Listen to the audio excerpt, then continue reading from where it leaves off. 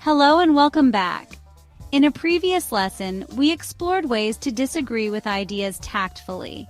Today, we're flipping the script to focus on something a little easier: agreeing with ideas. Agreeing is often less fraught than disagreeing since it's unlikely to cause offense. Still, the degree of agreement or the level of support you wish to convey can vary depending on your language. So, let's dive into how to express agreement effectively. Ways to express agreement. When agreeing with an idea, there's a range of approaches you can use. Think of it as a sliding scale, where the intensity of support increases as you go along. I'll share several examples, starting with more neutral expressions and moving towards stronger, more enthusiastic affirmations. Neutral agreement. At the simplest level, you can agree with an idea in a calm and straightforward way. For example, "Yes, I think that will work. I can support that." These statements confirm your agreement but don't add much emotion or personal investment. They're useful in situations where you want to keep things professional or concise. Moderate agreement.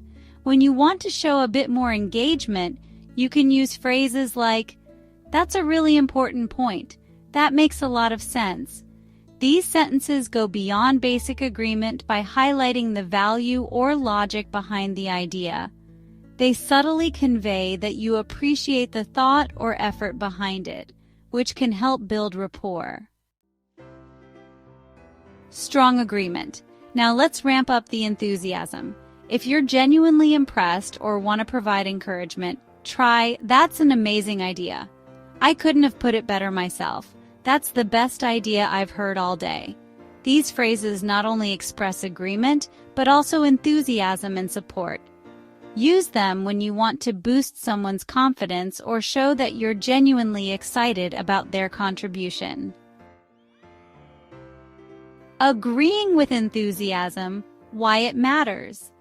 When you agree enthusiastically, it can energize a discussion, improve morale, and encourage creativity. However, be mindful of when and how you use such strong affirmations. Overuse may dilute their impact. Neutral responses for ambiguity. What if you're unsure whether to agree or disagree? There are ways to respond neutrally, giving yourself time to think while still engaging in the conversation. Examples include, "I'm not quite sure about this yet. That's something I'll have to consider further." "I think there are pros and cons to both options. I can see the benefits in both ideas." These phrases are particularly helpful in meetings or discussions where you want to keep the door open for further analysis or collaboration. Using neutral phrases strategically. Neutral phrases can serve multiple purposes. They're a great way to buy time, but they can also soften the impact when you're leaning toward an alternative idea. For example, "I think there are pros and cons to both options, but this approach might be more effective. I can see the benefits in both ideas, but I think we should pursue this one." This kind of framing allows you to acknowledge someone's input respectfully while steering the conversation in a different direction.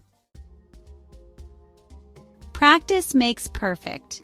To make the most of these expressions, try incorporating them into your daily conversations. Whether you're in a meeting, chatting with a friend, or participating in a brainstorming session, these phrases will help you navigate agreements gracefully and confidently. Final thoughts. Mastering the art of agreeing with ideas can strengthen relationships, foster collaboration, and create a positive atmosphere. Remember, it's not just about what you say, but how you say it. A well-timed expression of agreement can make a world of difference. Thanks for joining me today, and I hope this lesson helps you in your conversations. See you next time. In our next lesson, we'll explore key verbs for business English. Please like and subscribe for more lessons.